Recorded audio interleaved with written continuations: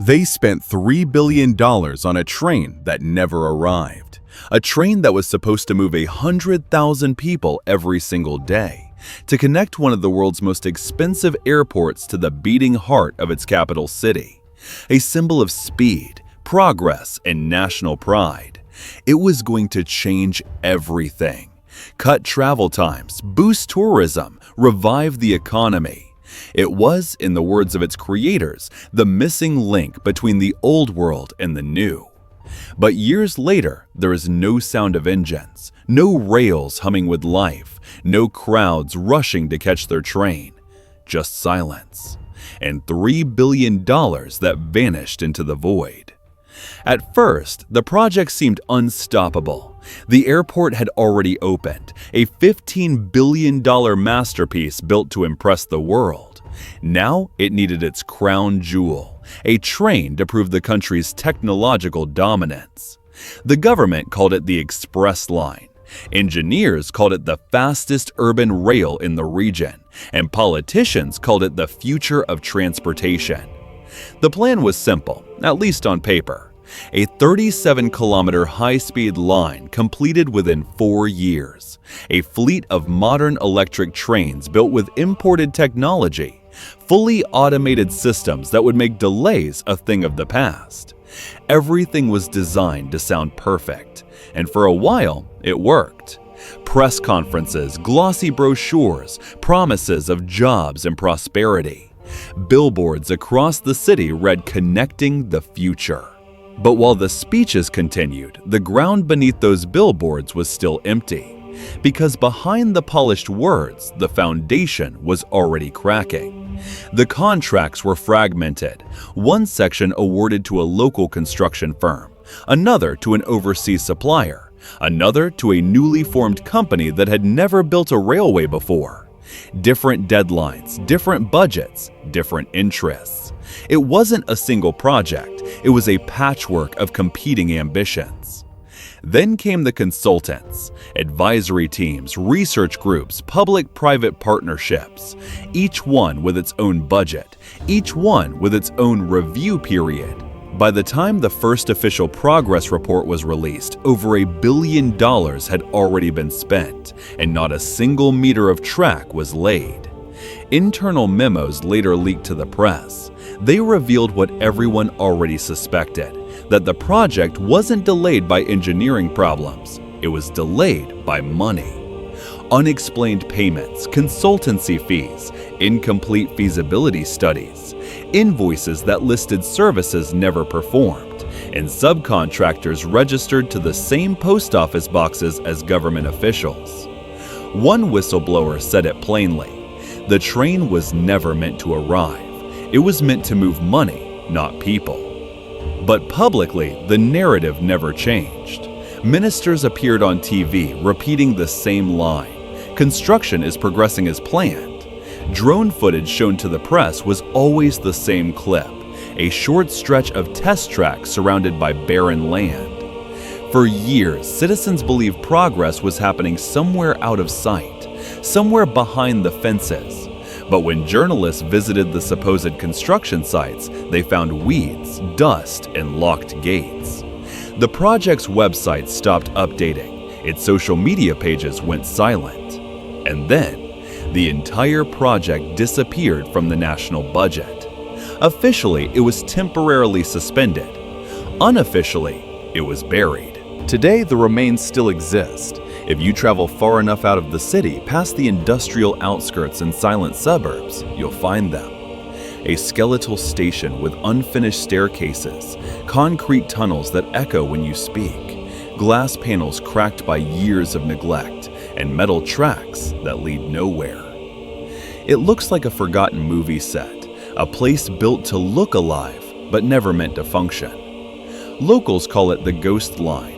They say sometimes late at night, you can still hear the faint hum of machinery, the sound of something that never really lived but refuses to die.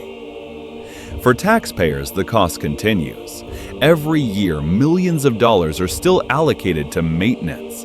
Maintenance for what? No one knows, because admitting failure would be more expensive than pretending success. The government insists that Phase 2 will resume soon. Officials speak of new partnerships and revised feasibility, but they never mention the original $3 billion, where it went, who took it, or why the project quietly vanished from public databases. When auditors finally gained partial access to financial documents, they uncovered something familiar. The same names that appeared in the airport contracts, the same shell companies, the same web of overlapping interests. Different project, same playbook. And it all traced back to one simple truth. In systems built without accountability, failure isn't an accident. It's a business model. Every delay generates a new budget. Every problem creates a new consultancy. Every failure, a new justification for more spending. In the end, the train didn't fail because it was impossible to build. It failed because it was too profitable to never finish. The saddest part? Most people don't even remember it anymore. For them, it's just another headline, another scandal, another thing that happened somewhere. But for those who lived near the construction zones, it was their world. Shop owners built around the future stations. Land prices spiked, then collapsed. Entire communities rearranged their lives around a promise that never arrived. Now those neighborhoods stand half empty. Shuttered shops, decaying billboards, and posters that still say opening soon. The workers who built the early foundations tell their own stories. Some say they were told to stop halfway and wait for new instructions. Others say their paycheck stopped coming months before the official suspension. One engineer kept a diary. He wrote that they were told not to ask questions, that the higher-ups were handling it. The last line in his notebook reads, "We built tunnels for ghosts." $3 billion. Not stolen in one night, but drained slowly through contracts, commissions, and consultations. Death by paperwork. Every page signed, every document stamped, every dollar justified. This wasn't chaos, it was order, designed to look legitimate while bleeding the system dry. And when it was over, the train was gone, the money was gone, and the story disappeared. But the silence didn't stay silent forever. A group of independent journalists started investigating. They connected the missing train funds to other unfinished infrastructure projects, bridges, tunnels, even a stadium. Each one had the same pattern, announced with pride, abandoned with excuses. When they published their findings, the article vanished within 24 hours. The journalists received anonymous threats. One of them said in an interview, "In this country, the truth arrives slower than the trains." Still, fragments of truth leak out. Internal reports mention missing documentation. Procurement lists include items like digital signaling software, paid for but never delivered. Contracts renewed after companies went bankrupt, and brand new equipment that was sold as scrap metal before ever being used. One photograph from the investigation shows an abandoned warehouse full of sealed boxes labeled "Rail Components, Do Not Open." They were opened. Inside? Nothing. Just air and dust. This is not just about a train. It's about a pattern. A mirror reflecting what happens when ambition outruns honesty. When public money becomes private opportunity. When failure is cheaper than success. The truth is simple. The train never arrived because it didn't need to. The appearance of progress was enough, and in the world of billion-dollar projects, appearance is everything. Today, government websites still show the line as in progress. Official reports still describe it as strategically important. And the public has moved on. Because there's always a new project, a new dream, a new promise. But if you walk along those empty tracks, you'll see something the brochures don't show. Grass growing through cracks in concrete, rust eating away at metal, a station frozen in time.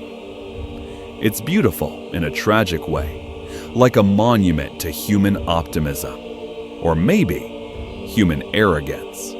Because every civilization has its monuments. Some build pyramids, some build cathedrals, and some build billion-dollar ghosts. This was supposed to connect the future. Instead, it connected nothing. A line between ambition and reality that stopped halfway. And yet, the world keeps building. Another project, another ribbon-cutting ceremony, another promise of on time, on budget. But behind every announcement, behind every smiling politician, you can still hear the echo of this one story. A train that was never meant to arrive. Next time, we'll follow the tracks further to the city that waited for this train. A city built for 1 million residents where not a single person ever moved in. This is Global Deep Dive, where progress is just the beginning, and the truth always arrives, eventually.